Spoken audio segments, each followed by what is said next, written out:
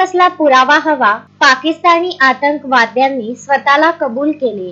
जम्मू काश्मीर मधील पहलगाम येथील हल्ल्यानंतर भारताने राबविलेल्या ऑपरेशन सिंदूर या लष्करी कारवाईमुळे पाकिस्तानची पोलखोल झाली आहे. सुरुवातीला या कारवाईचा इन्कार करणाऱ्या पाकिस्तानचे दावे आता स्वतः त्याच्याच दहशतवादी संघटनांनी उघड केले आहेत. सोशल मीडियावर व्हायरल झालेल्या काही व्हिडिओमध्ये लष्कर-ए-तोयबा आणि जैश-ए-मोहम्मद यासारख्या संघटनांच्या कमांडरने भारतीय सैन्याच्या हल्ल्यात झालेले नुकसान मान्य केले आहे. लष्कर-ए-तोयबाचा कमांडर कासिमने एका व्हिडिओमध्ये कबूल केले आहे की भारतीय सैन्याने मुरीदके येथील मरकज तैयबा हे मुख्यालय उद्ध्वस्त केले. त्याने व्हिडिओमध्ये सांगितले, "मी मरकज तैयबाच्या अवशेषांवर उभा आहे. ही मशीद पूर्वीपेक्षा मोठी बांधली जाईल." त्याने पुढे सांगितले की या तळावर अनेक जिहादींना प्रशिक्षण दिले जात होते. याच संदर्भात लष्कर-ए-तोयबाचा उपप्रमुख सैफुल्लाह कसूरी यानेही धक्कादायक खुलासा केला आहे.